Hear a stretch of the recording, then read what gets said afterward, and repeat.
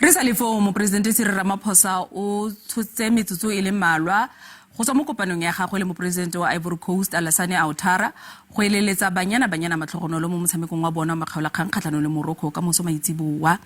A re o tla ba le kwa boemelafofane fa ba goroga ka Labobedi mme a re o batla go bona ba tsholeditse Sekgele sa Women's Africa Cup of Nations.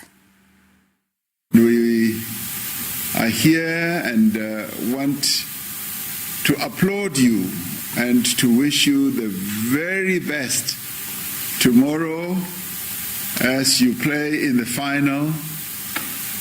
You are making South Africa very, very proud.